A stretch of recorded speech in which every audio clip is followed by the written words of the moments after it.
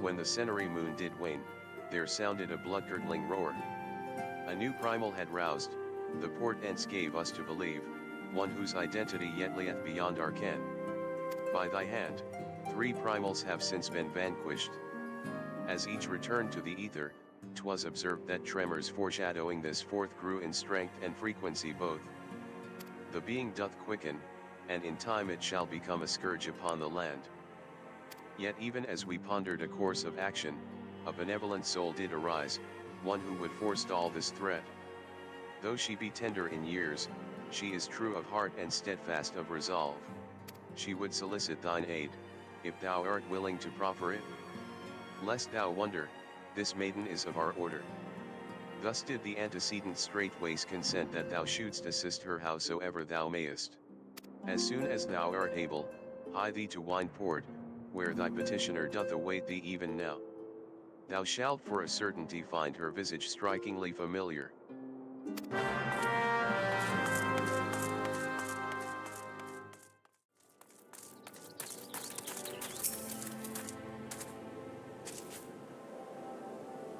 It has been a while, adventurer.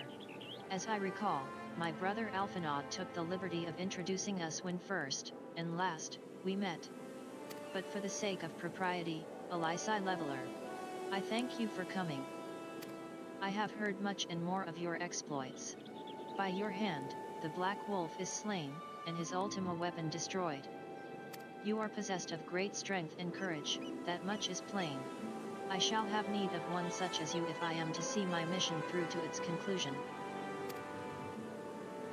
As you may be aware, the violence of Dalamud's fall changed not only the face of the realm, but also the base of the realm. Specifically, it played havoc with the etheric currents, creating vast confluences of ether below the surface. Among other phenomena, this led to the formation of subterranean caverns at key points of stress. One such cavern lies beneath Castrum Occidens, and extends to only the gods know where. Despite appearances, Castrum Occidens is as much a research facility as it is a fortress. Gaius van Baelsar chose the site for no other reason than to probe the caverns without interference. As you went about vanquishing the returned primals, I observed a repeating wave pattern in the ether, corresponding exactly to the dates on which you were reported to have felled Ifrit, Titan, and Garuda.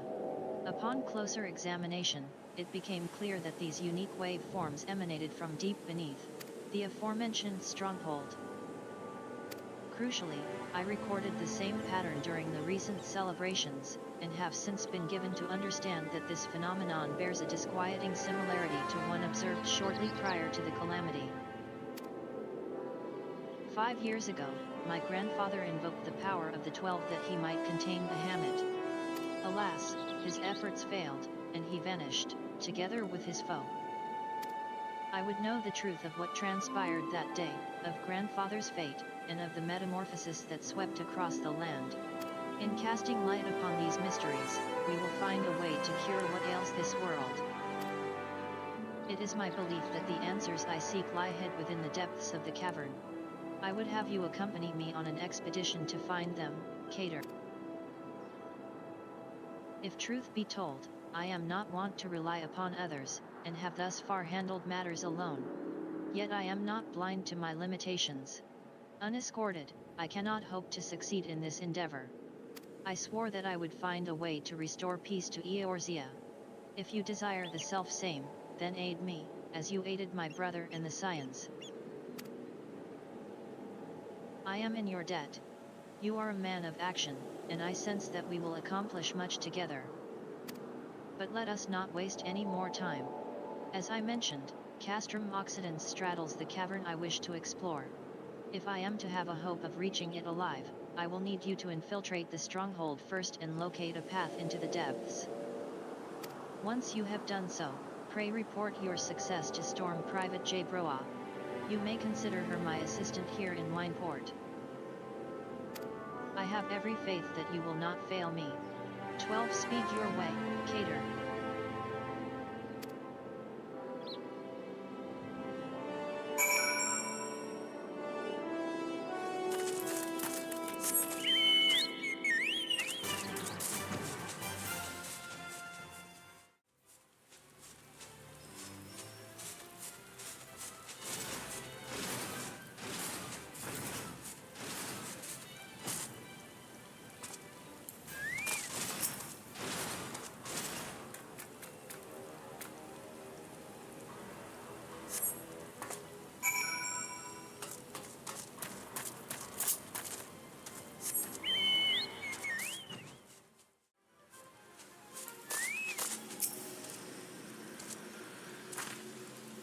I've been expecting you, Cater.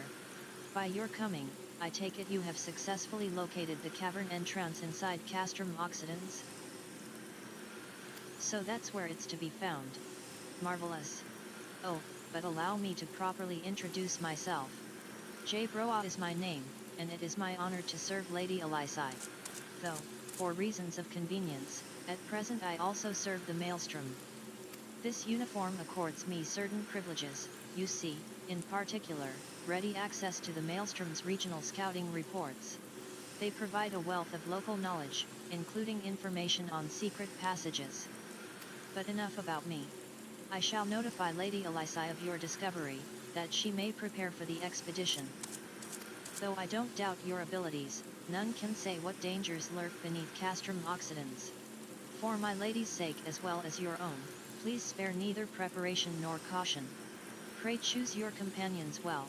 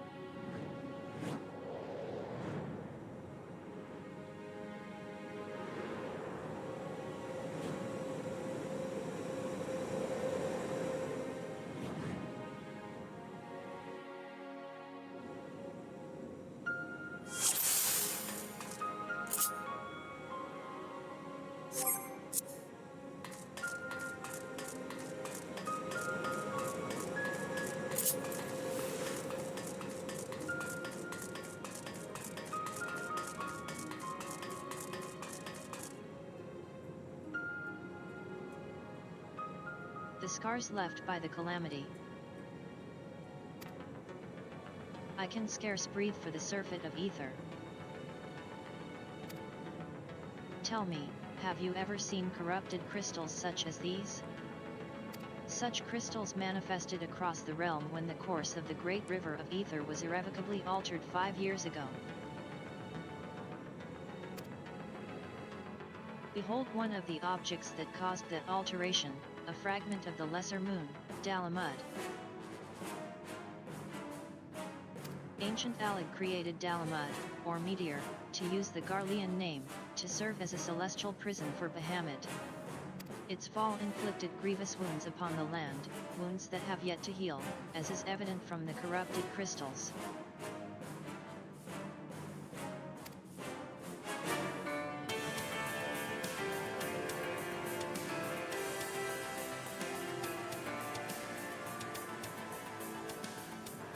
Amazing.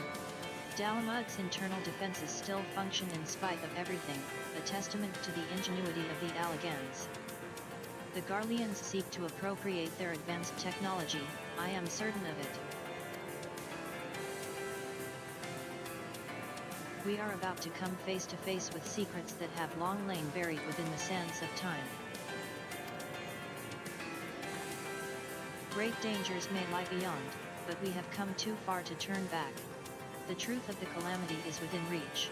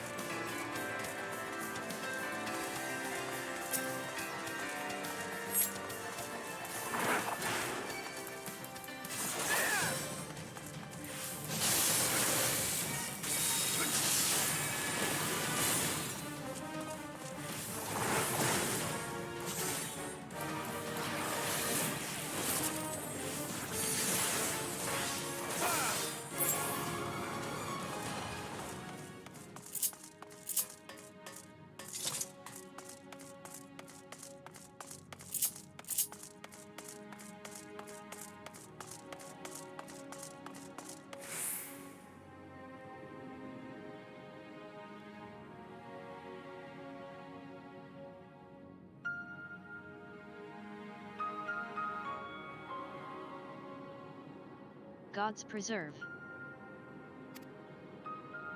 Dark wings that would engulf the very heavens. These could only belong to Bahamut, the primal who laid Eorzea to waste 5 years ago. At Cartino, my grandfather sought to imprison Bahamut anew by invoking the power of the 12. Alas, the dread worm proved too powerful, and he soon broke free of his confines. Yet instead of resuming the destruction he had begun, Bahamut vanished. Whither to, no one knew, until this day. But I do not understand. If Bahamut is truly a primal, how is it that he retains his physical form? Did grandfather defeat him? Or is there some other explanation? We must press on if we are to learn the truth.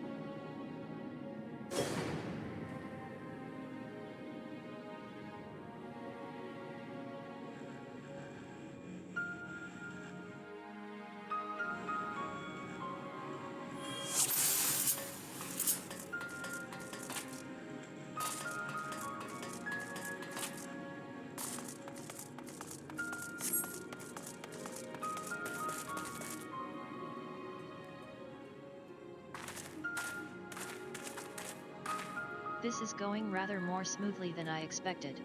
It is indeed convenient to have a hero on hand. Gods! That the cavern should open up again, even at this depth. Ha! This resembles a finger.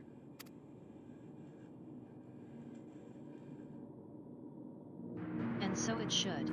This is Bahamut's hand. As with the wings, it seems to be frozen, and for that I count my blessings. But again I find myself wondering, how is it able to retain physical form? I had assumed that Bahamut's reversion to ether was the cause of the widespread changes to the realm. But if he is still here, then that theory no longer holds. What was it, then, that brought about the realm's sudden regeneration? There is still so much we do not know about Cartino. I haven't the slightest inkling how deep these caverns run, but we must continue.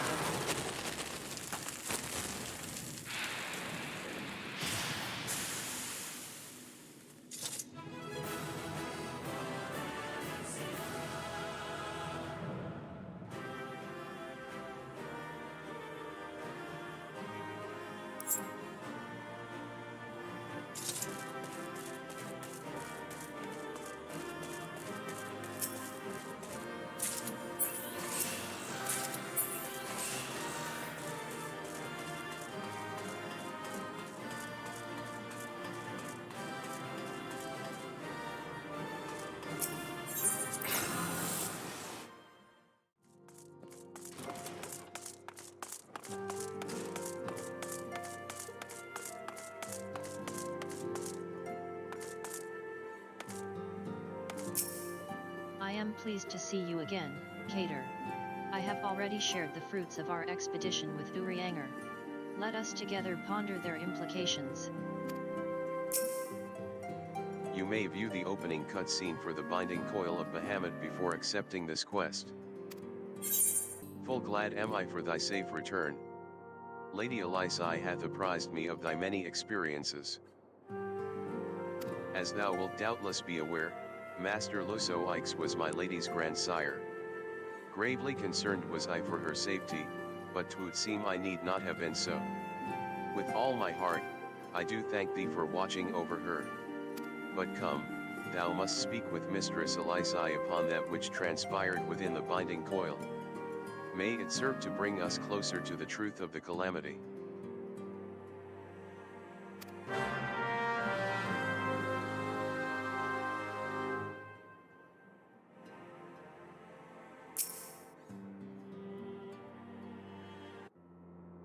Shall we begin, then?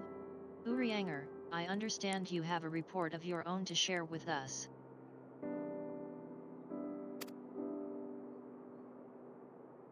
I, my lady. Even as thou didst emerge from the depths, an etheric disturbance betokening primal activity was observed. In Mordhona was it marked first. By comparison of time and magnitude, we have since deduced its origin, the Cartino Flats. Strange. There have been no reports of primal activity in that region. It could only have been Bahamut. That would certainly explain how we came to be in northern Van Allen. Somehow, the cavern took us all the way from Vytlbrand to the heart of Aldnard. 'Twould seem so, my lady. It is all but certain, then. After Bahamut disappeared 5 years ago, he hid himself deep beneath Cartino, and has since lain dormant, regenerating. I, my lady. Taken together with thine own account of Bahamut's continued presence, the land's slowness to heal and the disorder of the etheric currents do point to one conclusion. Bahamut stirreth. If left unchecked, the primal shall drink of Eorzea's life force till he doth waken to rain ruin upon the land.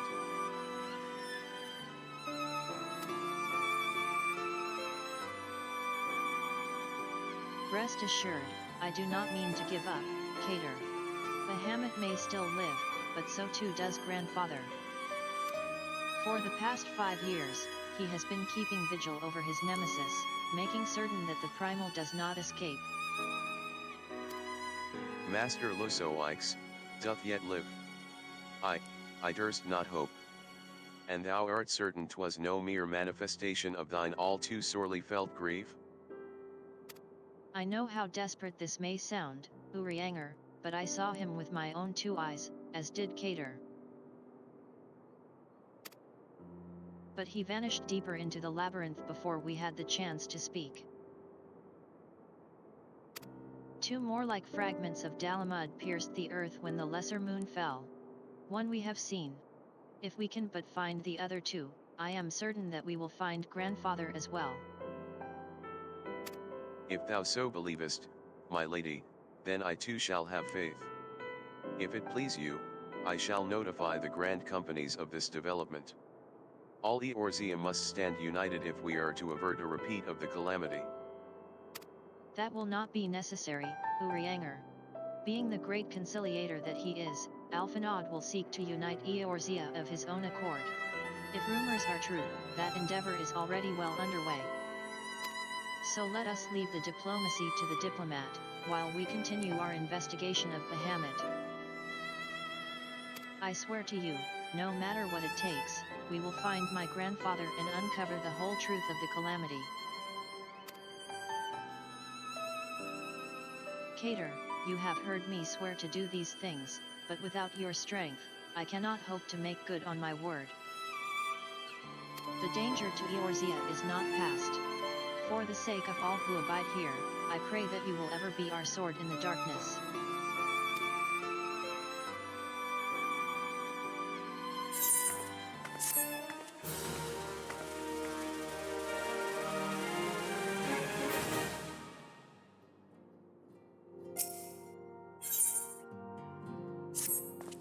crystal-choked abyss lieth beneath the Cartino flats, the unholy cradle of an elder primal. And by thy hand were truths great and terrible wrested from those once celestial depths.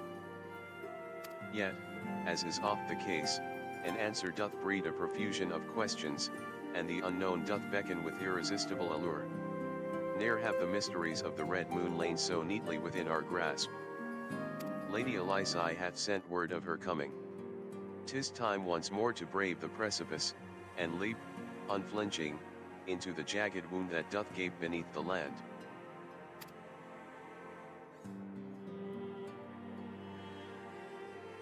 Mine apologies. I trust one have not kept you waiting over long?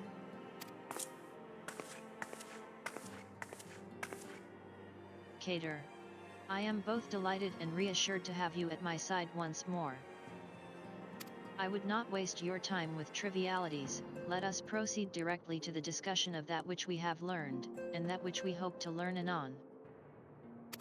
Initially, it was evidence of a new primal that led us to delve into the cavern beneath Castrum Occidens, and to explore the subterranean scars left after the fall of Dalamund. As you will well recall, what we found was a vast, largely intact fragment of the fallen satellite. And within the depths of that structure, we discovered not the new primal we had expected, but the broken form of Bahamut himself. Yet even this great revelation would soon be overshadowed by the appearance of my own dear grandfather. I have since shared our sundry findings with Rambrose, preeminent scholar of the Sons of Saint Koinuk, and he, in turn, did kindly furnish me with his theory concerning the elder primal's Alagan prison. 'Twould seem that Dalamund was constructed to gather unto itself the rays of the sun, and thence channel this radiant bounty unto the crystal tower. The ancients saw great potential in Bahamut's capacity to manipulate energies of otherwise unmanageable magnitude. 'Twas for this reason that they did bind him within the Red Moon to serve as its living core. Do you remember the sight that greeted us at the culmination of our journey, the colossal devices that surrounded and seemed to cradle the incomplete form of the elder primal? From the information provided to us by the Sons of Saint Koinuk, we have learned that these contraptions were termed internment hulks, and that each bore the designation Ragnarok class. The purpose of these hulks is believed to be twofold. First, they are meant to act as binding coils, rendering Bahamut incapable of escape. And second, they are meant to feed him. Perversely, the self-same energy which prevents him from moving also serves to sustain his corporeal manifestation. Bahamut is permitted neither to die, nor to truly live, he merely is allowed to be. For century upon century was the elder primal thus imprisoned, bound about in fetters so subtle in their working, and yet so adamant, that though his cell be destroyed, Bahamut lieth yet at the mercy of his long-departed captors.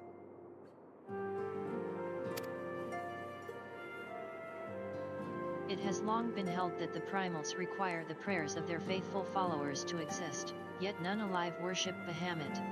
Could it be, then, that the Alagans found a way to simulate prayer itself?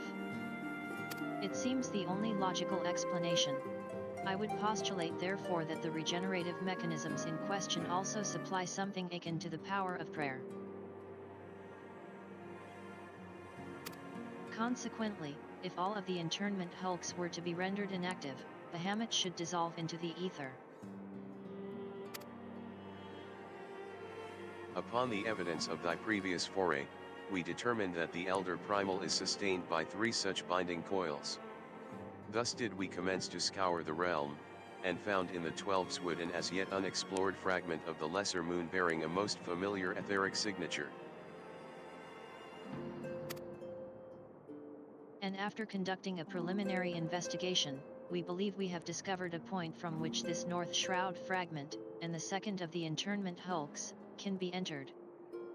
As Eorzea's sword in the darkness, I would have you once more lead the charge.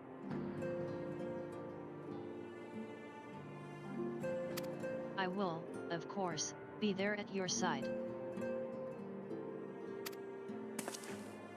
Once you have made your preparations, head to Fallgord Float and make yourself known to my assistant, Serpent Lieutenant Nael. The fallen fragment is not far from the settlement, and her position provides a convenient rendezvous point. I will break these Allagan fetters, for they bind my grandfather as surely as they bind Bahamut.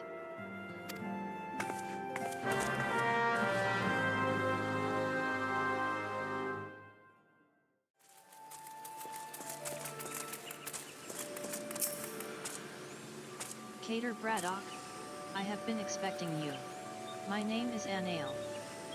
I have been accorded the rank of lieutenant within the Order of the Twin Adder that I may better assist Lady Elisai with her endeavors here in the Twelves Wood.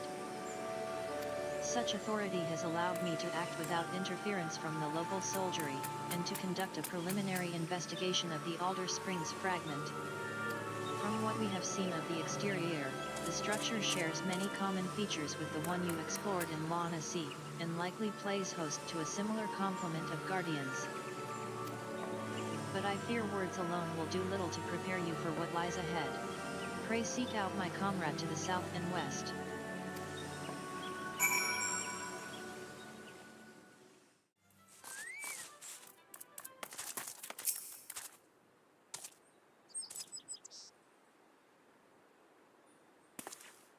What business brings you to this broken land? Unless you fancy being ground to a bloody pulp under the granite fists of a wandering golem, I suggest you bugger oh. Oh. My apologies, sir. Lady Elisai did send word of your impending arrival, but 'twould seem I've grown rather too accustomed to shooing away curious sellswords and reckless explorers. Behold, if you will, one of the fallen shards of the Red Moon, Dalamund. Our initial survey uncovered no evidence of the Empire's presence, which, while fortunate in itself, meant that the approach to the fragment had yet to be cleared. After much effort, however, we succeeded in carving out a semblance of a path which should grant you access to the entrance. And that, I'm afraid, is where our progress ended. The interior? Well, assuming that the architecture of this hulk resembles the first, the master controls you seek will be located on the bottommost layer, past all the ingenious and deadly defenses of which the ancient Allagan seemed so indecently fond. If you would know more, I'm afraid there is nothing for it but to brave the depths of the fragment yourself. Lady Elisai will soon be arriving at Fallgord. Pray do not tarry on your way back to the lieutenant's post. I imagine our young mistress will be most eager to commence the expedition. The road ahead promises peril aplenty, and I would humbly suggest that this is not the occasion to stint on preparation or provisions. May the 12 watch over you.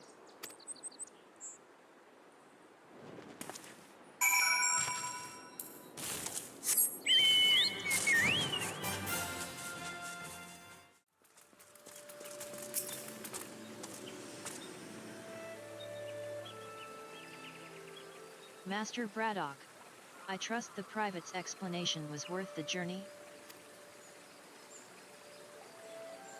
Simply securing an approach to the fragment's entrance proved a monumental task. I dare not think what defeating its inner defenses will entail. If there is aught I might do to aid you.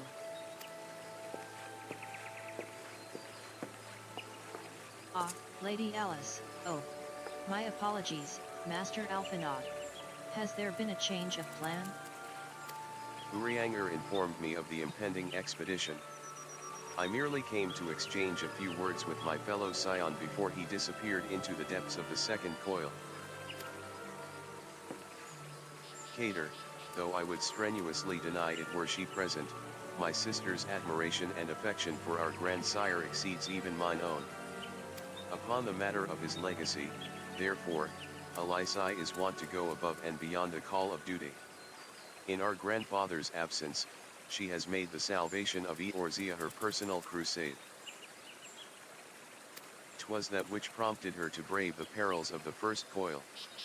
Yet the fact that she risks her life in this manner is not the greatest of my concerns. No, It is her subsequent fixation upon my grandfather's shade that worries me most. This quest to rid the world of Bahamut must not become a quest to save a man long dead. My sister must needs have a better reason to fight. A time will come when the fate of the realm rests upon our shoulders, and when it does, we must be strong in our resolve, and certain of the stakes for which we risk all.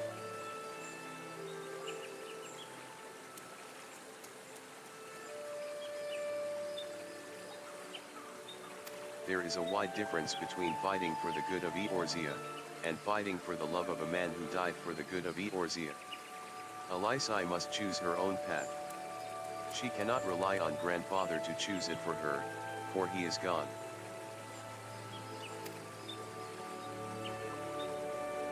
I am glad that it is you with whom she makes this journey. If Alysi is to discover a deeper purpose, then where better to find one than at the side of Eorzea's greatest champion? 'Twas there that I found mine, after all. But 'tis past time I was gone. Fair fortune in your endeavors, Cater. Ah, Lieutenant Nael, was it? I would appreciate you making no mention of my presence here to my sister.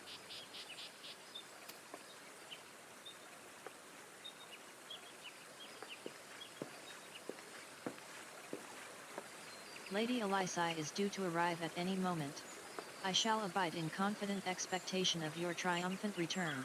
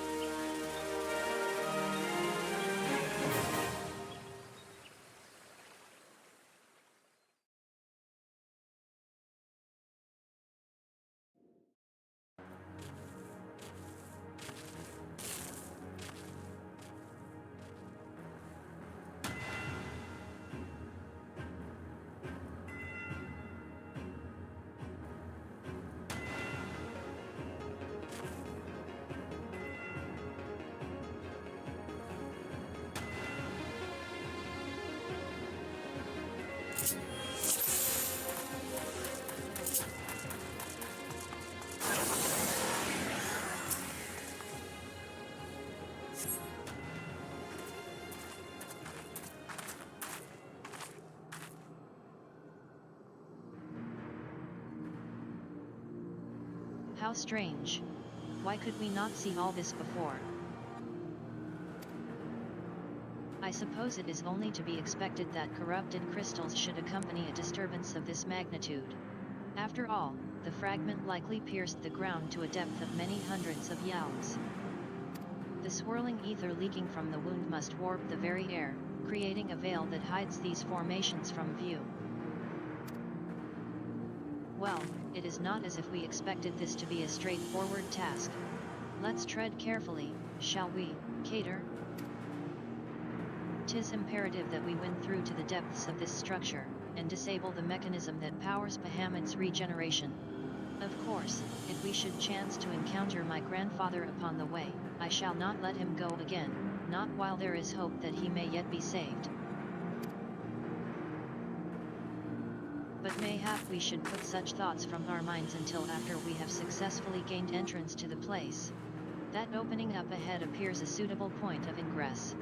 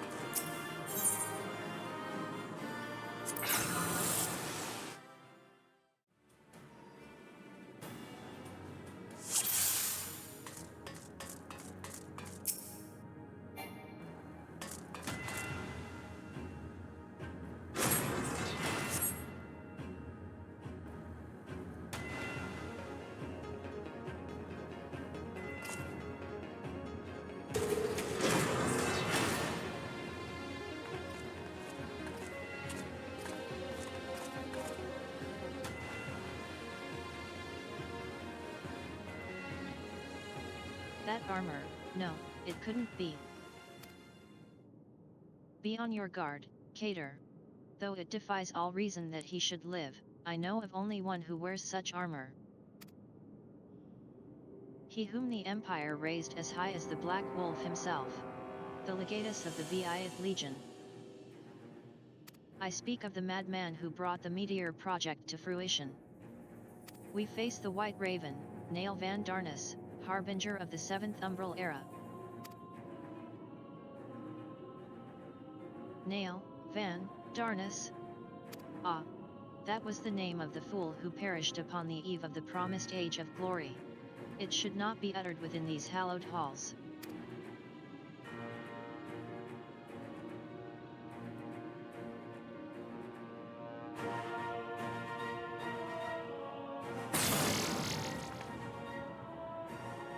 Out of love for his loyal servant, the one true deity named me Nael Deus Darnus. The one true deity? Bahamut. He speaks of Bahamut. O Lord Bahamut, thy name is as sweet water to parched lips. How my heart swells at thy sacred touch.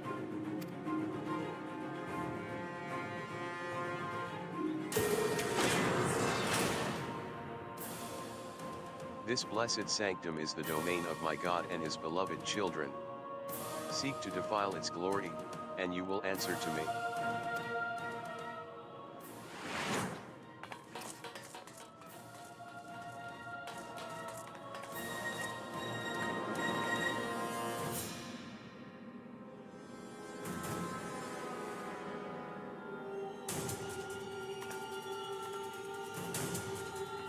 How is this possible? From what Alphinaud has told me, Nael was slain on the eve of the calamity. Whatever the truth of the matter, we must be on our guard. There can be no reasoning with the worshippers of a primal.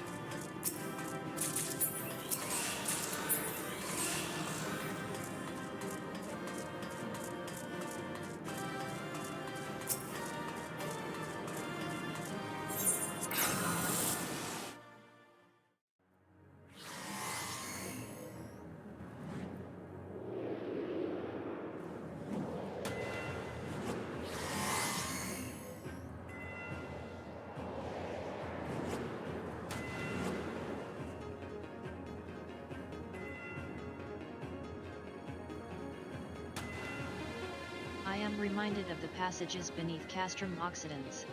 We must have traveled quite some distance below the surface. More of the same tunnels. 12 be good. Surely they cannot continue all the way down from the upper floors? 'Tis difficult to see inside, but I have a terrible feeling those corridors house more of the dreadful guardians you have already faced. It is said that the Alligans excelled in the creation of chimerical beasts, and that the Red Moon teemed with 1,000 fantastical monstrosities, all to prevent the enemies of the ancient empire from releasing the Elder Primal. I wonder, the creatures that prowl these halls, could they be the beloved children of which Nael spoke? Well, this is yet another mystery to ponder upon our return. Shall we continue onwards?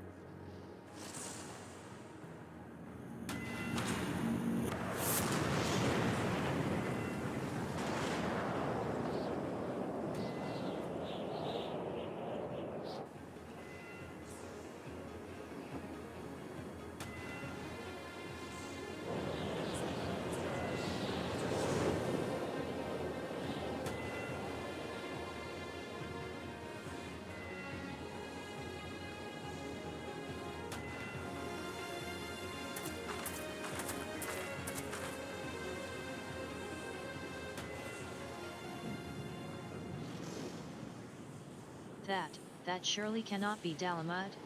How, where are we? The final resting place of Nael van Darnus.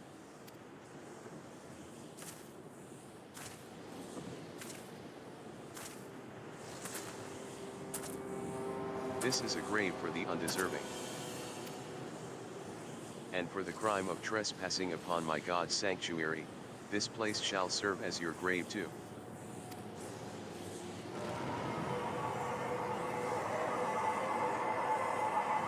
No.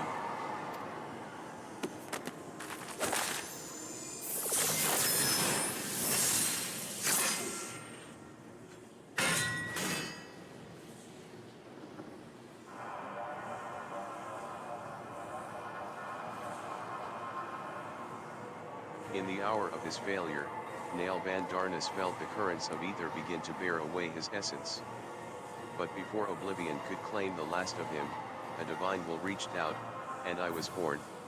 Then did the words of my God resound in mine ears. Bring unto mine enemies crushing defeat, that they might know despair without end. And claim thee thus the victory which thou wert once denied.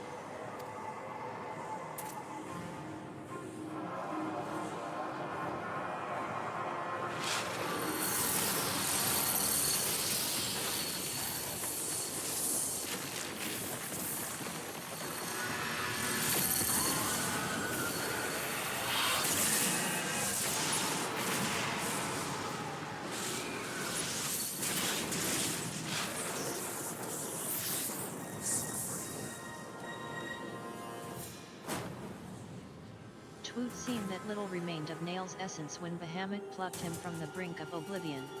And the result was this strange simulacrum. Nevertheless, her aura bespeaks great power. She channels the rage of the elder primal himself. Lord Bahamut, thy wish is my command. None shall scape thine unquenchable fury. Come, ye dull, unthinking beasts, bare your teeth. They will avail you not in the calamity to come.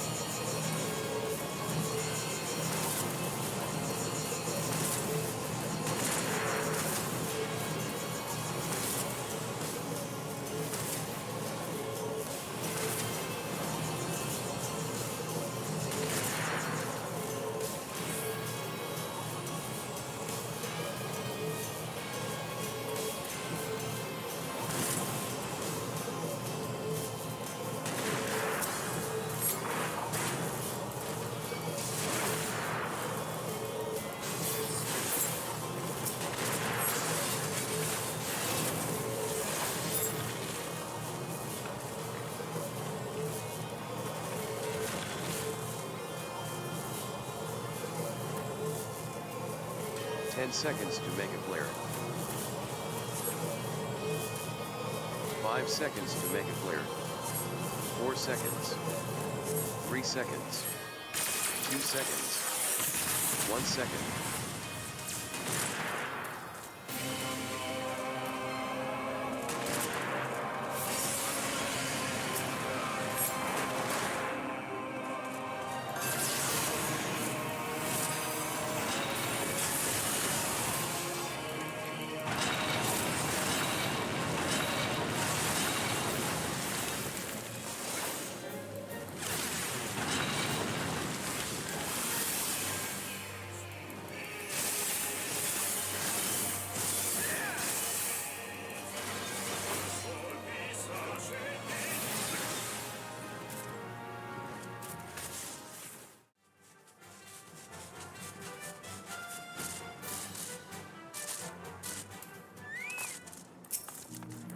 You may view the opening.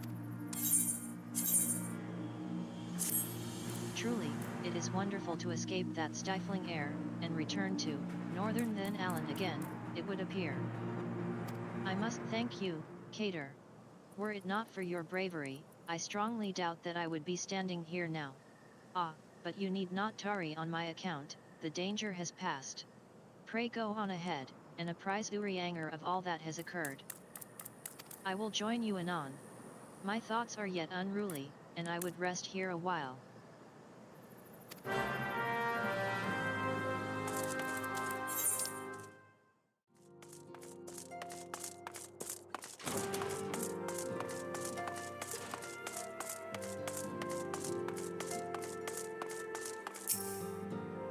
The triumphant hero doth return.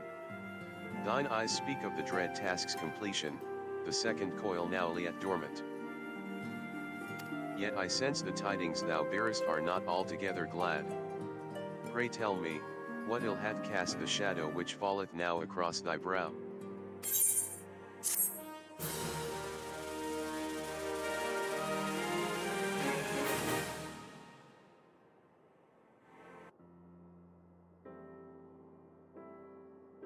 An old foe and an old friend.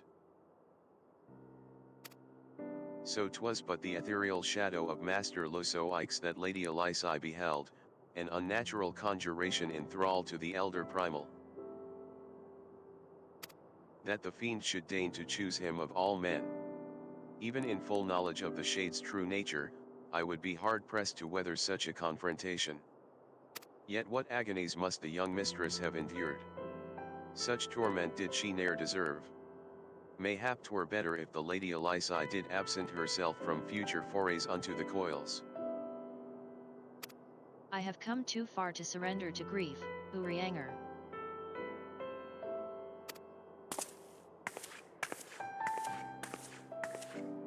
My lady.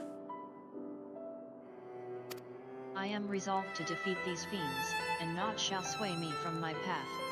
Now, let us peer more deeply into the well of our discoveries. As you wish, my lady. By your leave, I would speak first of the coil's late guardian, Nael van Darnus. Van Darnus was a legatus of the Garlean Empire who strove to bring about Eorzea's final destruction, only to fall even as the sixth sun did set. If thou hast heard tales of the White Raven, then it is he of whom they speak. I say, for Nael was for a certainty no maid. The noble house of Van Darnus, as we discovered all too late, had long safeguarded the wisdom of ancient Alad. 'Twas thus that the legatus came to learn the true nature of Dalamund, and to seek to employ the Red Moon as a weapon against Eorzea. But the crystal tower, and the mechanisms required to command the satellite, yet lay hidden beneath the ground, compelling Nael to construct a far less subtle mechanism. And in his first faltering attempts to communicate with Dalamud, he did likely rouse the satellite's slumbering prisoner. Thenceforth did the White Raven's soul belong to Bahamut. He was fortunate indeed to acquire so powerful a thrall by chance. 'Tis little wonder he was so loath to part with him. Why let a simple thing like death deprive one of so useful a pawn? Though we may accuse him of bungling Van Darnus's resurrection, I dare say Bahamut was as content to have a handmaiden as a manservant. I only hope that the 2 thralls we encountered were the extent of his flock. Yet I cannot help but dwell on Nael's words, those beloved children of whom he spoke. I assumed at first that he referred to the moon's beastly guardians, but should Bahamut have enslaved other mortals, we must needs remove this source of worship. Otherwise, our efforts to disable the coils shall be for naught. Forgive me mine indelicacy, my lady. Thou art wise indeed to speak of expunging the primal's thralls, but canst thou truly pursue a course which would cost thee thine own grandsire?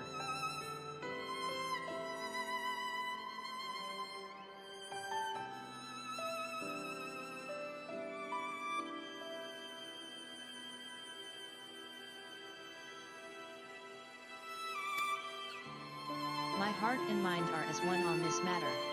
Grandfather's salvation can be won but by a single method, the destruction of Bahamut, and aught that might serve to sustain him.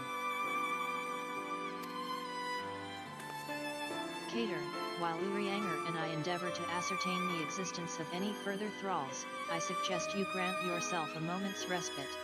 Rest assured that I will contact you the moment I have need of your inimitable talents.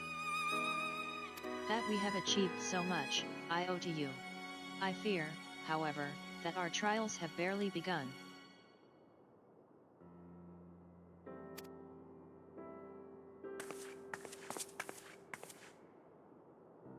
Though time had dulled the pain of thy passing, I find that I am wounded afresh. Master Losoix, what good shall come of this unending search for knowledge and truth? Long have I believed the pursuit of such treasures to be the duty of every true Charlatan. Yet when each new revelation serveth only to heap further anguish upon those whom we would fain protect, must we truly reach for more?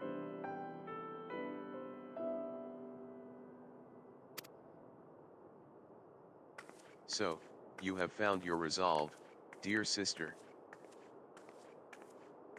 Will you now find a use for the secret, for the key that only you and I hold? Given our familial propensity for curiosity, you would do well to remember that keys may serve to seal doors as well as to unlock them. And Bahamut is a most unwelcome guest, to whom the door should never have been opened.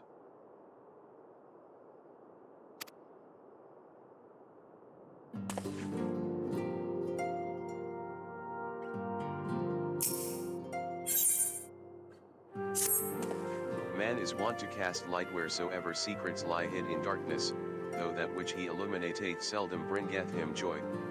So it is with such unhappy truths as Bahamut's immense shadow doth conceal. Yet ever onward forgeth Mistress Elisai, undeterred by the burden of knowledge that weighed heavy on her heart. 'Tis a perilous path she hath chosen, and a painful one. I prithee, Cater, remain by her side as her valiant blade, that she might see her quest to its conclusion.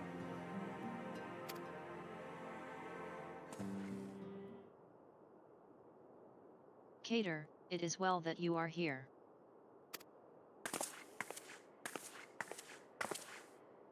My lady, how might I serve you this day?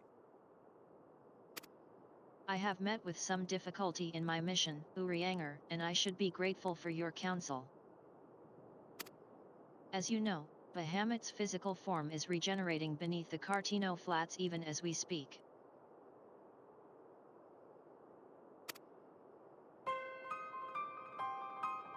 If we are to prevent his return, we must needs disable the 2 remaining internment hulks that sustain him. Every moment our mission is delayed, the realm is pushed closer to the brink of destruction. Alas, though I have determined the locations of the fragments of Dalamund leading to the hulks, I have been unable to find a way to enter them. And gaining admittance is but the first step in your perilous undertaking. When last thou descended into Bahamut's subterranean fastness, thou didst discover, didst thou not, that the dread primal had bound the shade of Nael van Darnus unto his will. And though thou didst consign the fallen legatus to blessed oblivion, thou mayest recall that the piteous wretch was not alone. Doubt not but that Bahamut's other thralls shall seek to hinder thy passage. You can say his name, Urianger. I have not forgotten that my grandfather is waiting for us. My lady, I would remind you, as I must oft remind myself, that the man whom we both loved and revered is no more. What remaineth is but a shade which defileth his memory. The vile verbiage that spilleth from his lips must not be heeded, for it cometh not from your grandsire, but from Bahamut himself. You need not worry, Urianger. Come what may, I will not stray from the course. I will not let grandfather's sacrifice be in vain. But mere words will not take us whither we must go. As I said, I have been unable to find a way to enter the fragments of Dalamund. My lady, might I suggest that you visit the fragments again in Cater's company? Full oft hath the warrior of light set events in motion by virtue of his presence alone. 'Tis possible that he may do so again. I, the while, shall search for answers of mine own. By our efforts combined, full sure am I that the path shall be revealed to us ere long. Were it anyone else, I should question the wisdom of such advice. Yet I cannot deny that what you say about Cater is true. Very well, I shall do as you suggest. Assuming you have no objections, of course? Good. Now, we seek entry to two fragments of Dalamud. One lies at the burning wall in eastern Then Allen, and the other at the singing shards in Mortahona. I left an assistant at each location with instructions to continue searching for a means of ingress. It is not impossible that they could since have found something useful to us. Let us begin by visiting my man at the burning wall. Dex, I think it was.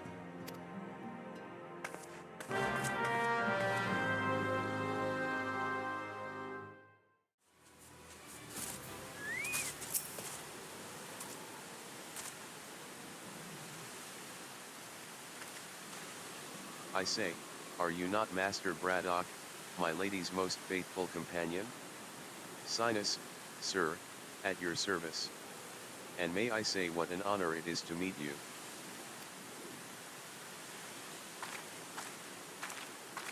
How goes the survey, Dex? Ahem. My lady. It shames me to say that I have found no viable path to the fragment. Though it stands there, before our very eyes, the way thither has thus far proven impassable. When the fragment fell and pierced the land, it caused a prodigious amount of ether to spew forth. 'Twas this that gave rise to the land's twisted lay, which seems destined to thwart our efforts. Even were an opening to exist, I fear that we would struggle to reach it. We cannot give up. Keep trying. So near and yet so far. Well, it avails us not to stand here and stare at the thing. Let us away to Mortahona, and try the other fragment. Perhaps Sinus has fared better. Ah. Upon that note, my lady, there is something I must tell you. I am sorry to report that I lost contact with my brother just over a bell ago. As you know, the singing shards are home to many fell creatures, ogres among them. While I do not wish to cause you undue alarm, I fear something unspeakable may have happened to Dex. What? Why didn't you give me strength? We must hurry to my assistant's aid, Cater.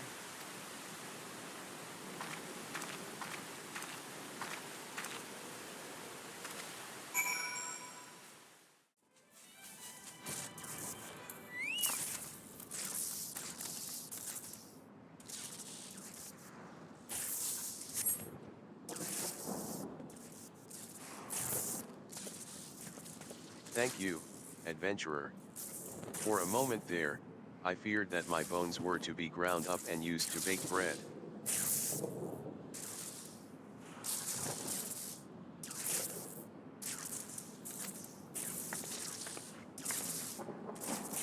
I am relieved to see that you are unharmed.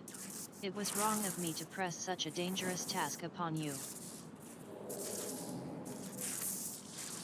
My lady, your worries are wasted on me. 'Twas nothing at all, I assure you.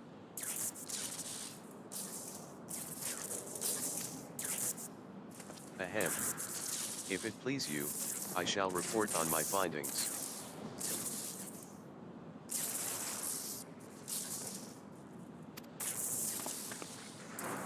As you can see, though the tip of the fragment is exposed, the rest is encased in rock and crystal, rendering it impossible to enter the structure.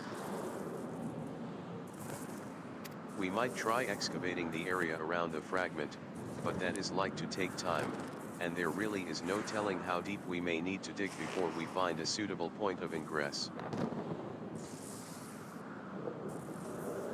As such, I am forced to conclude that gaining entry to this fragment is unrealistic.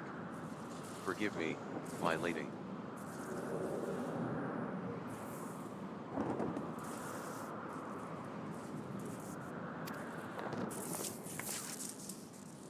Confound it. We are losing precious time. What are we to do now?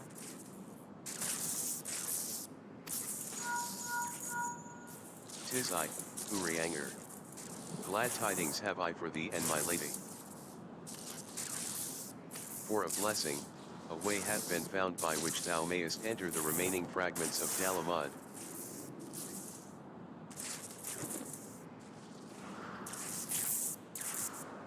Pray escort Mistress Elysai to the ceruleum processing plant in northern Van Allen. There, all shall be made clear."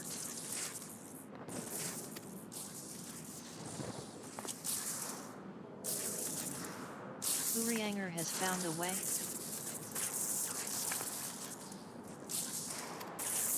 Then we must go to him at once.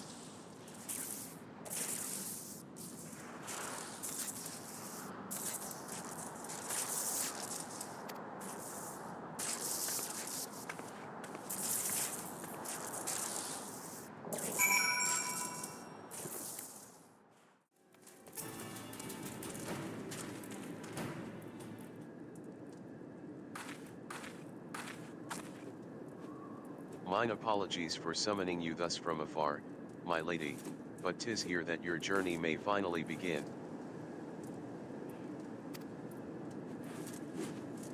I did wonder. To my knowledge, there are no fragments in northern Van Allen. Nor are you mistaken, my lady. Yet a pathway doth exist, one which you yourself have made use of in the past. At the conclusion of your several forays into the binding coil, 'twas at the crystal formation which layeth to the north of this place that you did emerge, was it not? Yes. An ethereal stream bore us back to the surface, that much I had surmised. Are you suggesting that we can use it to return underground? And even if that were possible, would it not simply bear us back to those places which we have already explored? It need not, my lady. Pray allow me to explain. Upon the evidence of your experience, it seemeth plain that two internment hulks may share the self-same ethereal egress. From this, we did infer that others may be connected in likewise. Thus did we labor long to verify the existence of further tributaries to the self-same stream, in which task we were at length successful. 'Twas then but a matter of arriving at a solution to the problem of traveling to an uneven destination. That one might reach what we may call the headwater, we propose to employ a modified etherete which serveth to amplify such ripples as do originate from said source. By focusing one's essence upon these ripples, it should be possible to make the journey. Yet be fair, modes of ethereal travel, this method entaileth considerable danger. Merely to attempt the voyage could cost you your life. That is a risk I am willing to take. You are brilliant, Urianger. But I am curious. Did you have assistance in forming this plan? I could not help noticing your repeated use of the word we, unless you have taken to using the majestic plural in our absence.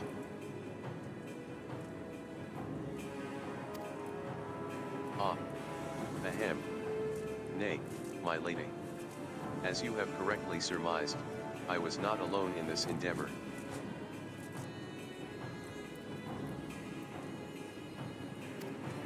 Meaning there are others who are aware of our mission.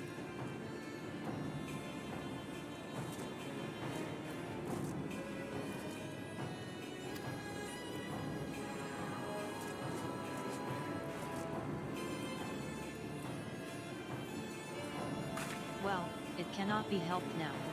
Preventing Bahamut's return is what matters.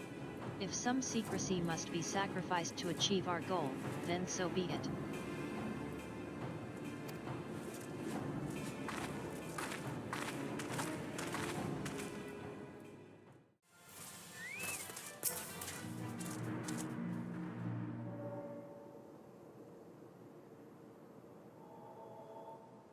So that must be the modified Etherite. But what are the immortal flames doing here? Those men may be sworn flames of Ulda, but they are first and foremost faithful retainers of House Leveler.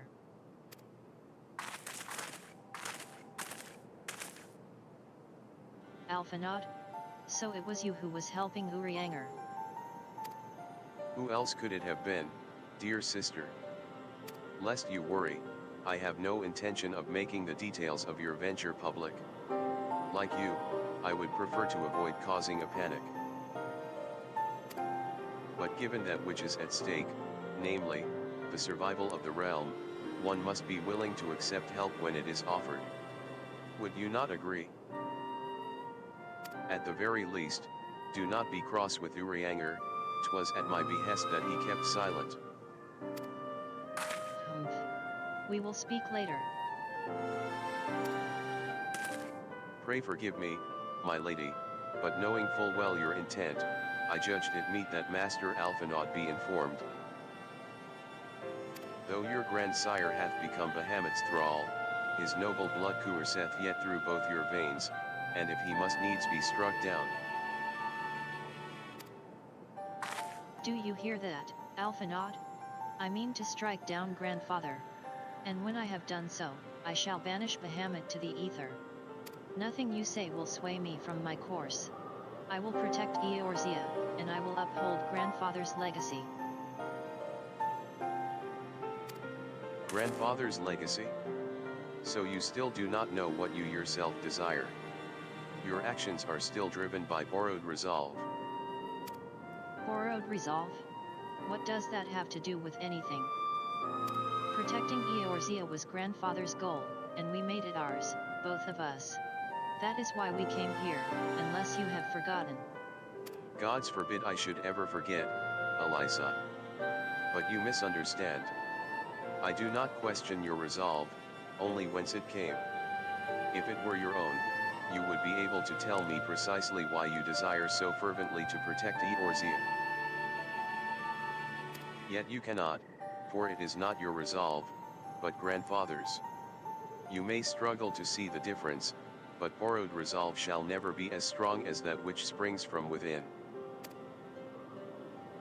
But let us speak of this another time. For now, preventing Bahamut's return is all that matters. To be plain, I have no objection to striking down whatever is left of grandfather. Know, however, that I will be accompanying you this time. As a son of House Leveler, I would be present for his final moments. Very well. You may join us, on one condition: I make the decisions.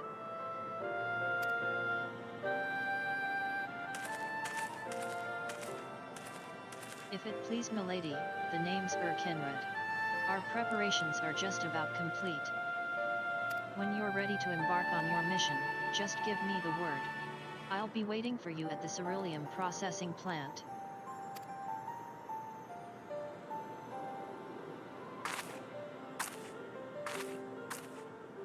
Pay no heed to my brother. You can rely on me. We have come far together, you and I, and together we shall see our journey to its end.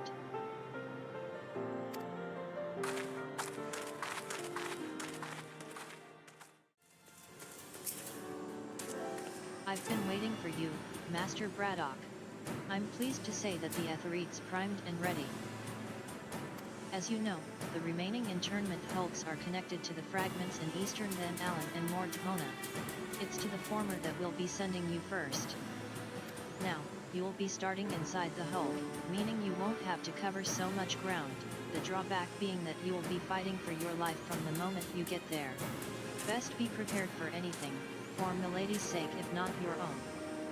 And that's about all I can tell you. When your preparations are in order, just give me the word, and I'll send you on your way. I may even throw in a prayer for your speedy return just to be on the safe side.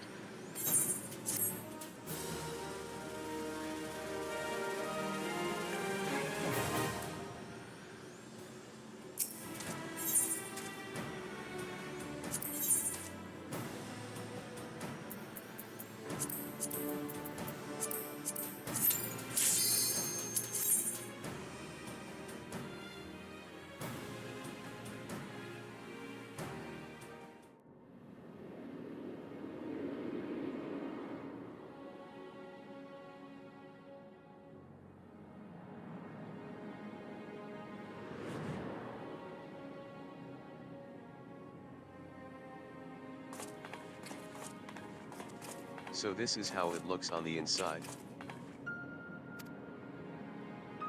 This internment hulk still functions. The teleportation was a success, we are come to the right place. There is no telling how much further Bahamut has regenerated since we last beheld him. Let us make haste to the main bridge and deactivate the coil.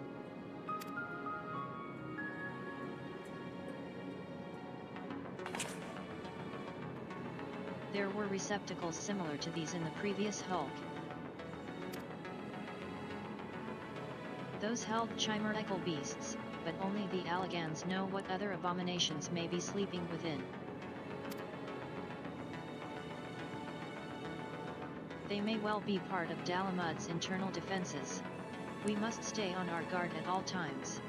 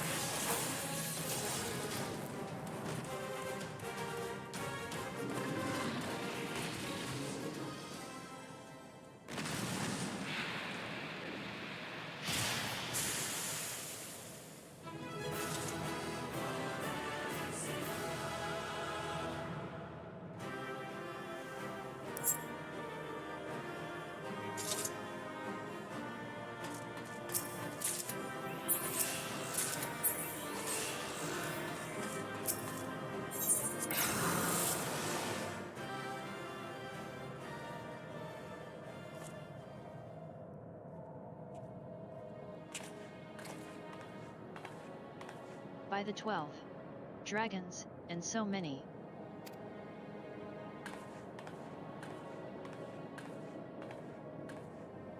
We were aware that the Allagans possessed the means to control the creatures, but to imprison them thus is barbaric.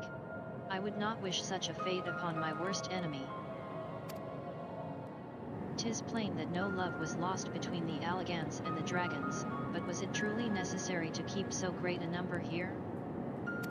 Dalamund did not want for defenses, this we have experienced firsthand. Such guardians as the Allagans created, both living and unliving, were surely no less capable of repelling intruders than these poor creatures.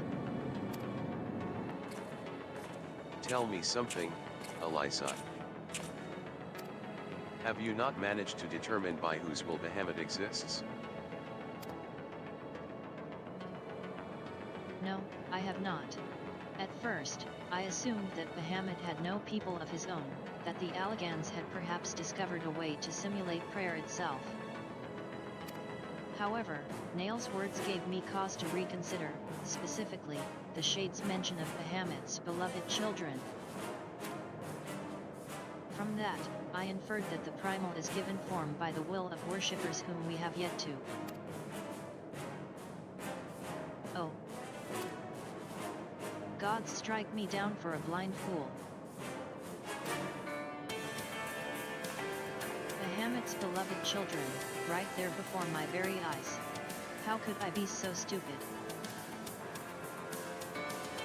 Who else but the dragons of Eld would summon Bahamut? Who else but they could sustain him? And to think I wondered why the Allagans kept them imprisoned here.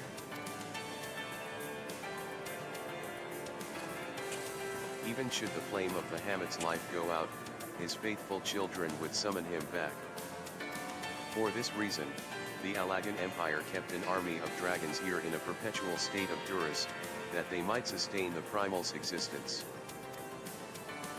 Truly, the Allagans' ingenuity knew no bounds, and neither did their cruelty. Small wonder that Bahamut was so enraged. Let no one deny that it was man who sowed the seeds of the calamity. Will you now turn your hatred towards our own kind, dear sister? Do not patronize me, Alphanot. I merely acknowledge our guilt. Lest you be in any doubt, I have no intention of allowing Bahamut to lay the world to waste, regardless of the atrocities the Allagans committed against his kind. We have no choice but to eliminate all who worship him, be they his children or his thralls. It seems reasonable to assume that the system responsible for the primal's regeneration is also responsible for sustaining the captive dragons. If we disable it, all should perish. Let us press on.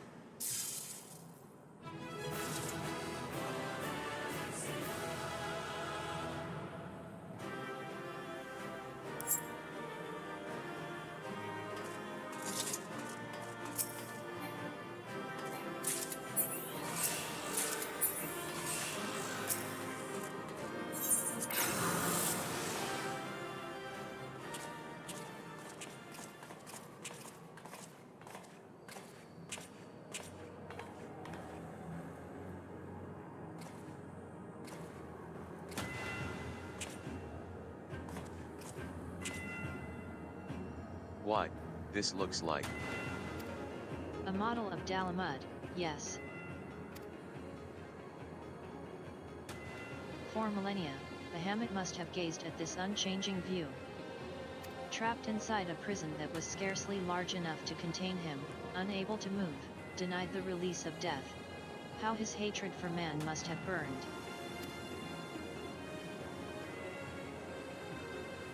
And that hatred found an ideal vessel in Nael van Darnus.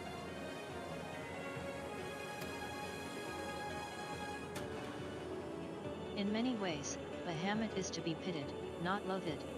But knowing the true extent of his fury, I am more convinced than ever of the necessity of our endeavor.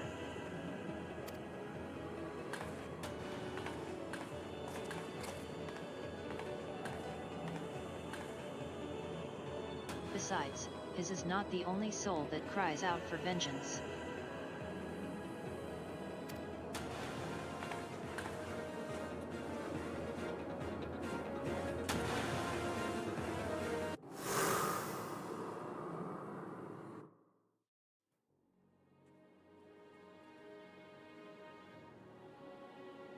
Gods, he is almost whole again.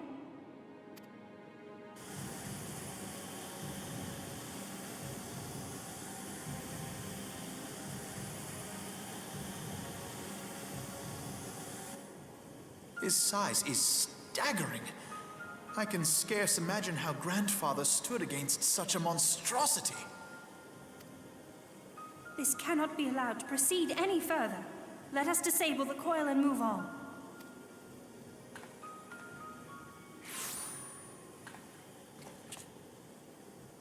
Grandfather? No, that man is dead. I will not dishonor my beloved grandsire's memory by calling you such. You are but his twisted shape, the thrall of a mad primal. You were foolish to disregard my warning, child. Are you so convinced of your own righteousness? 'Tis the rightness of our path that led us to return. Eorzea will never be safe whilst Bahamut remains to threaten all we hold dear.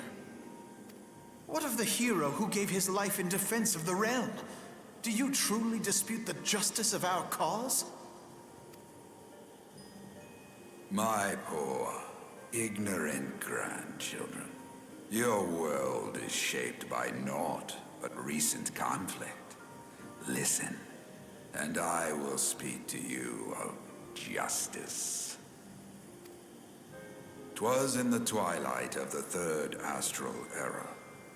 The southern land of Mericidia suffered invasion at the hands of the Allagan Empire. With no atrocity too depraved for their purpose, the forces of Alec were unstoppable in their advance. Desperate for salvation, the dragons prayed to one of their first brood, to their ancestor Bahamut.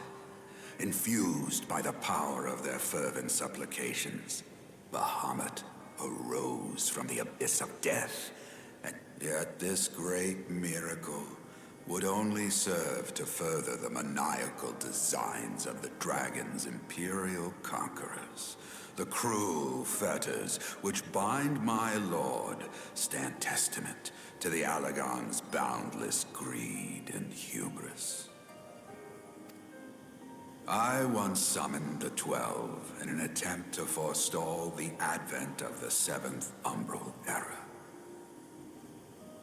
What then did the dragons of Mericidia do that I did not? Wherefore are they accursed and I exalted? 'Tis man's overweening belief in his own primacy that blinds him to the commonness of his condition and the truth of his own tyranny. As long as man is suffered to remain, the dragons shall never be at peace. Only when the plague of people has been expunged shall the children of Lord Bahamut be free. Then shall the world know true justice. Stop it! Grandfather would never say such things. His belief that people were worth saving never faltered. He had faith in their strength, that they could stand together and push back against the darkness seeking to shape them. A false hope. 'Tis folly to place one's faith in so flawed a race. Stand together? Huh. They would first need to agree on which direction to face. If history teaches us anything, it is that man cannot find common ground between his own 2 feet. Even you, twins whose veins run with the same blood, struggle to fathom each other's reasoning. You hide your differing agendas behind the convenient banner of Eorzea's salvation. Given your obvious self-interest, can you truly claim no kinship with the oligarchs? And though I hope they might bring you closer, 'twould seem that the twin grimoires I bestowed upon you were a wasted gesture.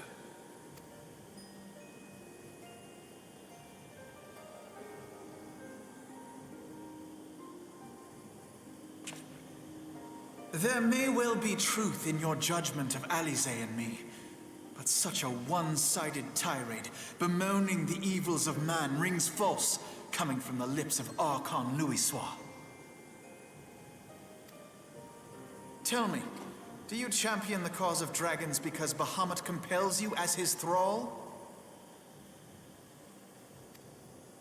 Or is it because you yourself have transcended the limits of man's existence?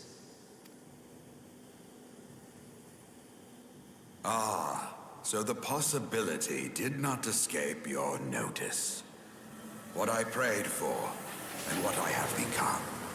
These are the keys that unlock the truth behind Eorzea's rebirth. If you would have them, then you must needs take them by force. Come, rend this divine form asunder and claim your answers.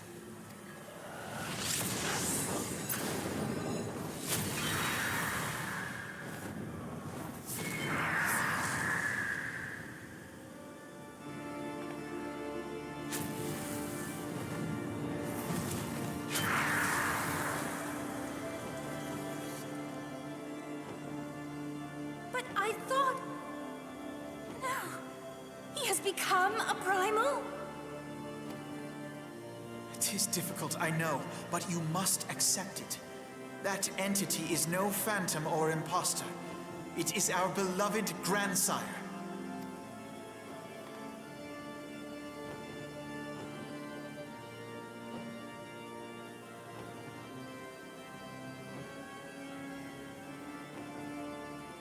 Please, for his sake and for ours, you must defeat our grandfather.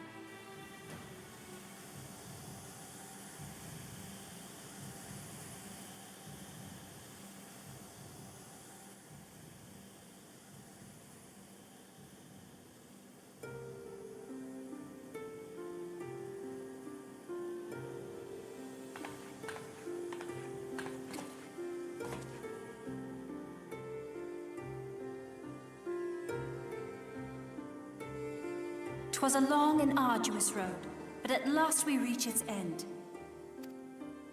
Farewell, Bahamut. I banish you back to the ether.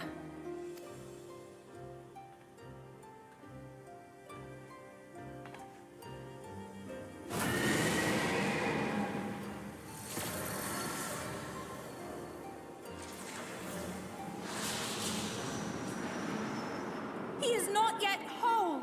I did not think him capable.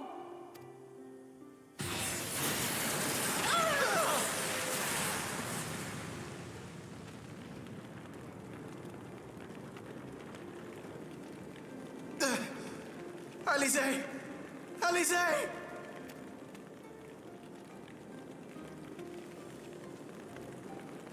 I had thought it finally over.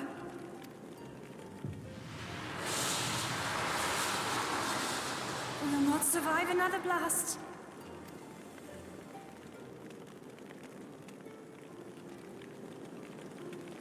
No. Is this how I honor my promise to Grandfather? You must needs find your own reason to fight for this realm. Your own meaning in this sea of chaos. Will you do that for me? I will, Grandfather. In fact, I believe I already have.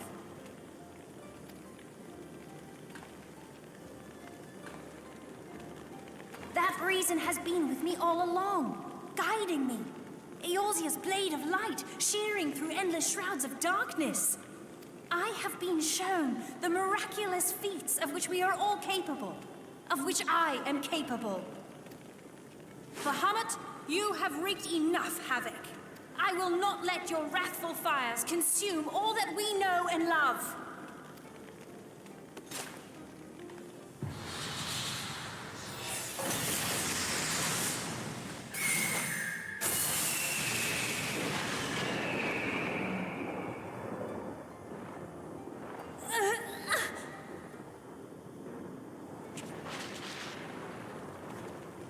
How long I have waited to hear you say that! You have found your resolve at last!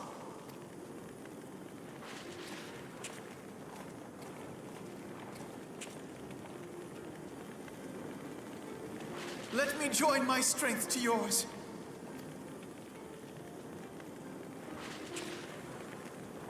In this place, in this moment, our purpose has become one.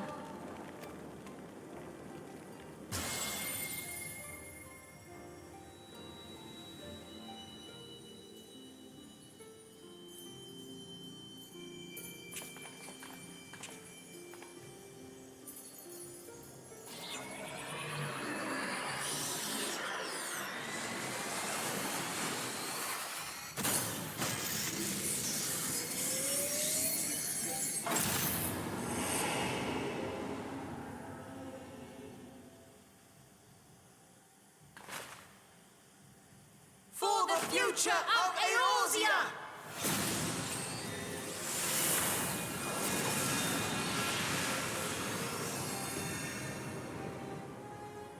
This last task is yours, Warrior of Light. You must destroy Bahamut's crystal core.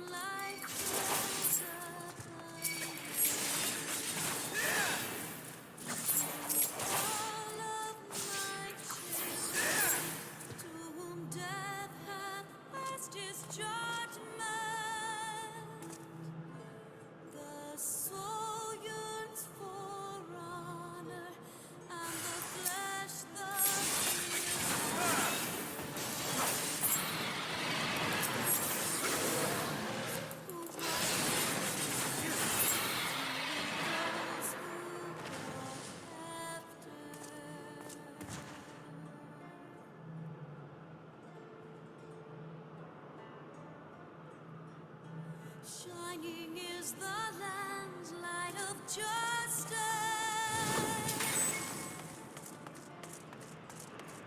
Ever flows the land of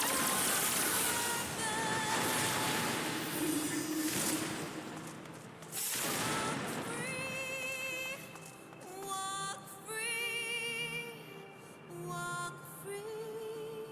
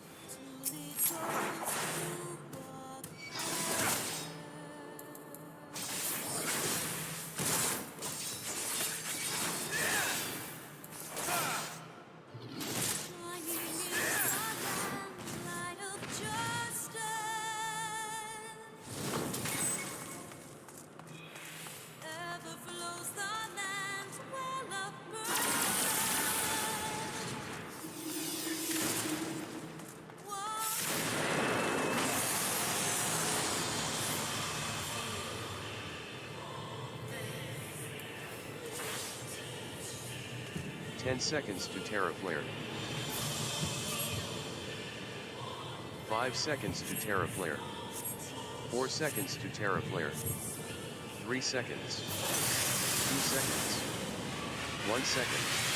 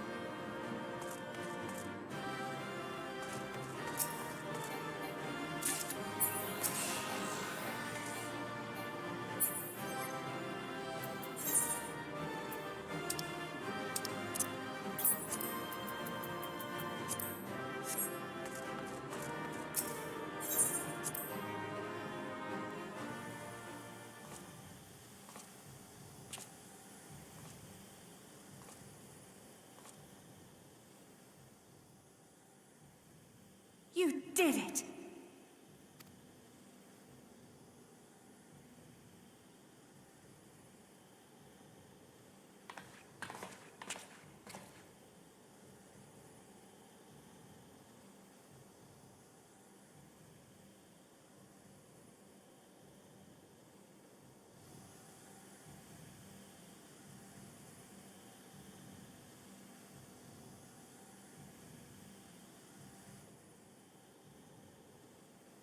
But one task remains.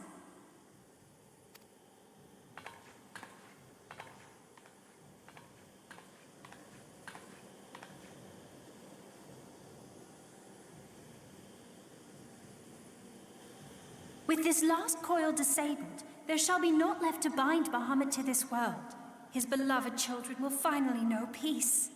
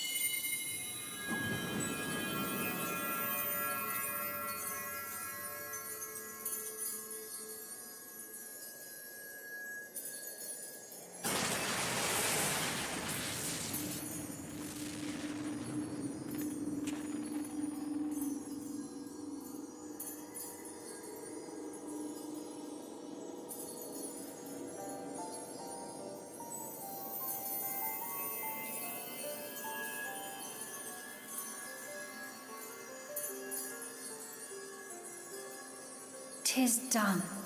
He is truly gone."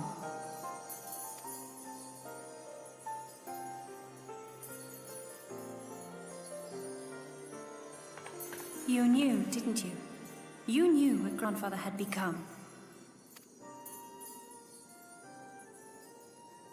I was not certain, but from all I had gleaned, it seemed a distinct possibility.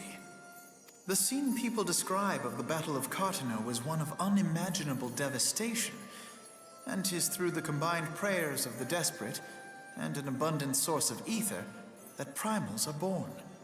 I merely put two and two together. And you consider that a sufficient explanation? Well, however you stumbled across your theory, 'twas this revelation that made you wary of my attachment to Grandfather. You feared that in my obsession, I would fall under his primal sway. Is that why you decided to join us? To pull me back should I show signs of wavering? Pray forgive me, sister. I wished only to protect you. Yet I see now that I needn't have doubted the strength of your conviction. May I ask you a question? What do you now intend to do with the truth you have uncovered?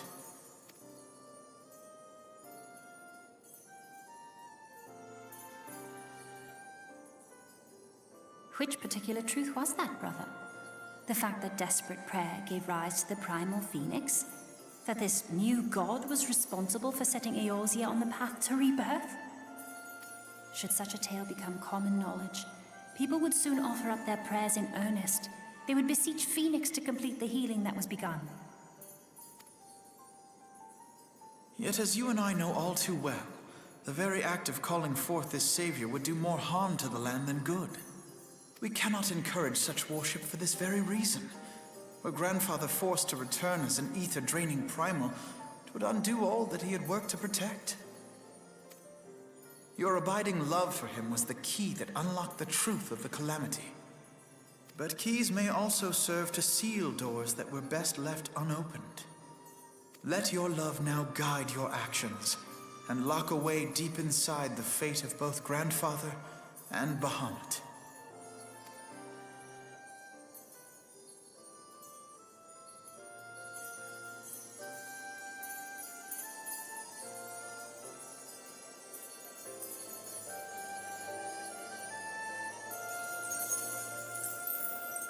Fear not, Alfino. I understand what must be done. The realm need not know the truth for it to be saved. that the Elder Primal is banished, to return no more. That is enough.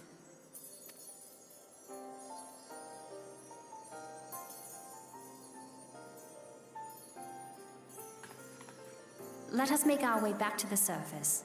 Poor Oriange must be beside himself with worry.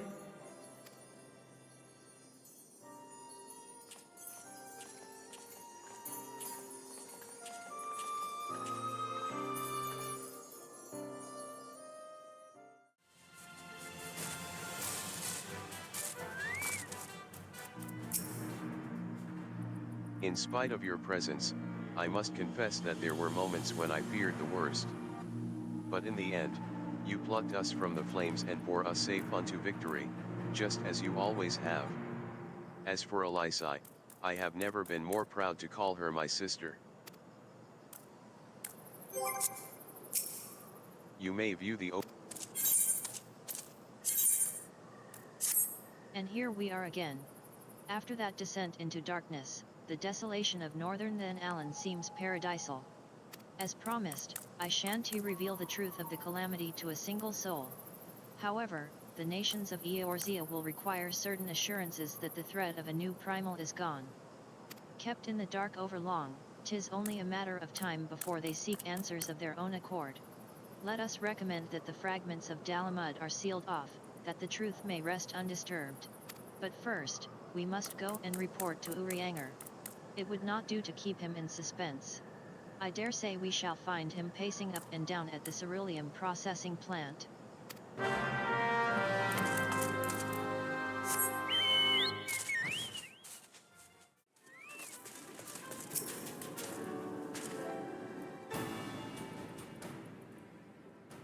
Ah, the warrior of light returneth undimmed from the depths of darkness.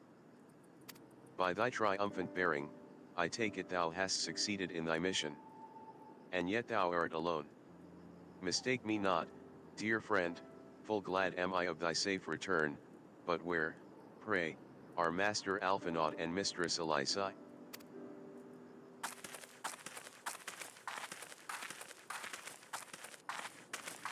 Here, my friend. Forgive us our lateness, we took the scenic route. Bahamut is no more. The realm is safe. By the heavens. Look at you. What horrors your young eyes must have seen. What suffering your young bodies must have borne. Pray tell me, where are you hurt? Your wounds must needs be cleansed and dressed at once. I shall make for you a poultice which draw it out. Be at ease, my friend. We are hale and whole, I assure you. We took a few tumbles, but the worst of our hurts are healed. I believe we have grandfather to thank for that. Master Losoix? Then you met with him once more? But wherefore should Bahamut's thrall seek to ease your suffering? I promise to reveal all to you in due course, dear friend. But first, there is a matter which requires our immediate attention. Now that Bahamut is defeated, we deem it best to bar entry to all of the fragments of Dalamud. To this end, we will convince the nation's leaders that the danger is past, and invite their cooperation in ensuring that the fragments are never again disturbed. Come, let us depart and seek an audience with them forthwith. A moment, sister. You need not burden yourself with this task. Urianger and I will more than suffice. Might you not take this opportunity to rest? The gods know you have earned it. But I am fine, brother. Besides, you have been through as much as I have. Oh, I see now. You would play your game of diplomacy, and wish me out of the way. No, naught could be further from the truth, Elisai.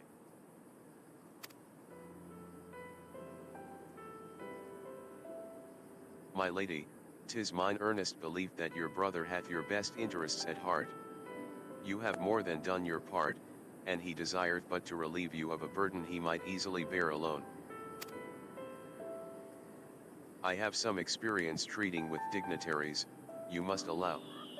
and as you never fail to remind me of my fondness for diplomacy, I feel it only right that I remind you of your aversion to it. Then it is settled. Urianger, pray make arrangements for a Chocobo carriage. The ride should give us ample time to prepare our story.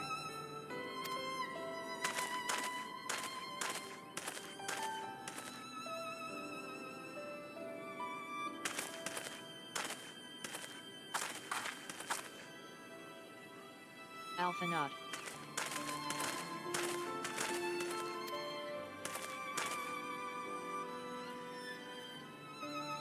Though our paths are different, we share the same goal, do we not? But of course, dear sister, that which we have just achieved together stands as testament to that fact.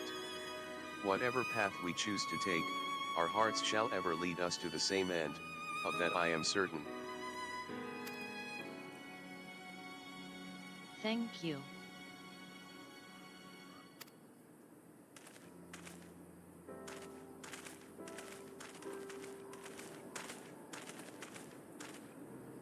There is a place that I would visit. Might I ask you to accompany me?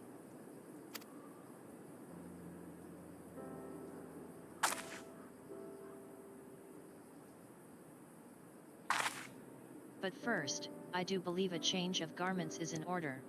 It won't take a moment.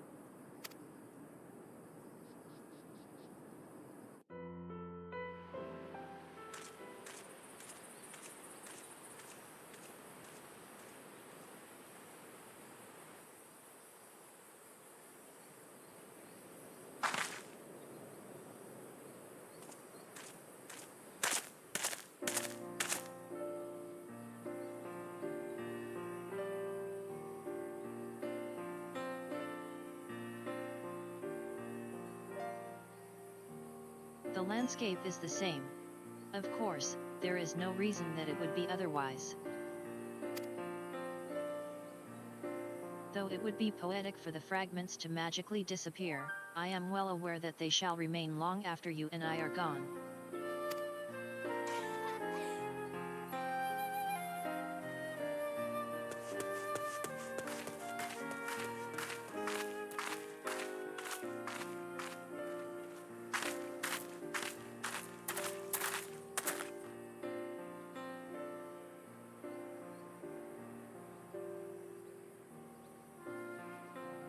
The world may change irrevocably, but life shall ever go on.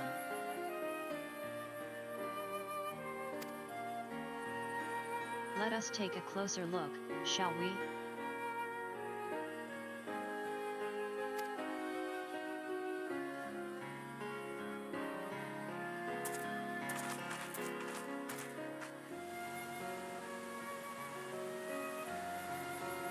I have no doubt that Alphanod will do an admirable job concealing the truth of the calamity.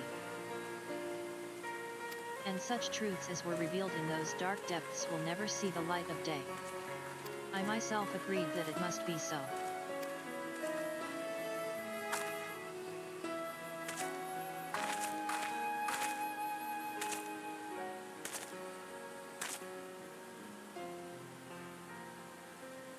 But the thought that the people of Eorzea shall forever remain ignorant of their savior, of your deeds. The injustice of it is almost too much for me to bear.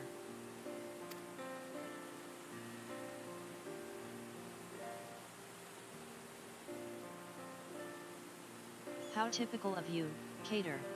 Ever the hero. Even so, I cannot deny that I feel better for your reassurance.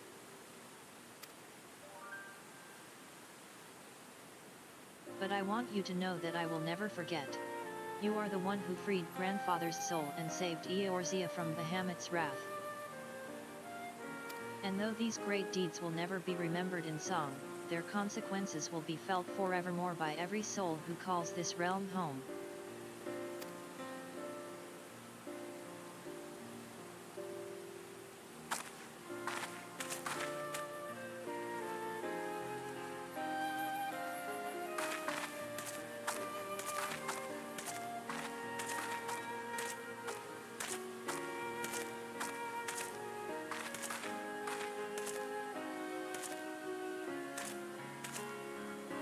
Yes, this spot will do.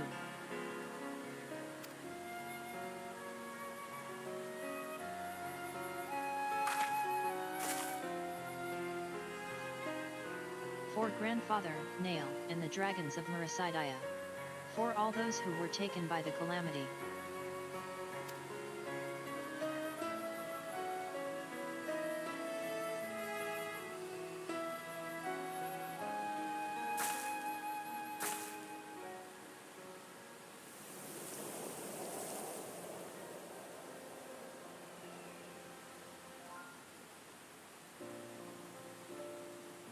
At long last, our struggle with Bahamut is over.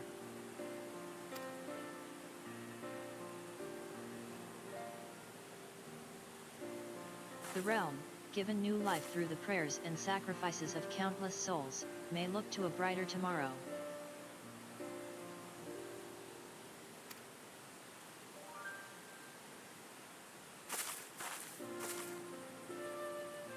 When the dust of our adventure has settled, I shall embark on a journey. I mean to find my own reason to fight for Eorzea. And when I do, I will fight with all my being.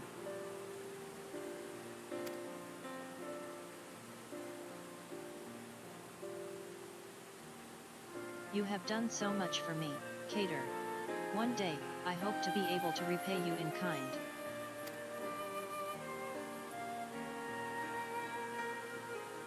I have no doubt but that you will continue to help those in need, and grow ever stronger in so doing. I shall endeavor to do the same. And if the 12 are kind, I hope one day to become Eorzea's sword in the darkness, as you are. Come what may, you may rest assured that I will not be outdone by Alphanod.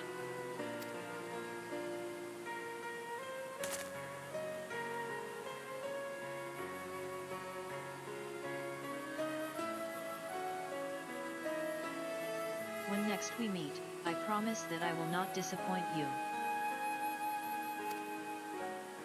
Till that day, fare you well, my friend.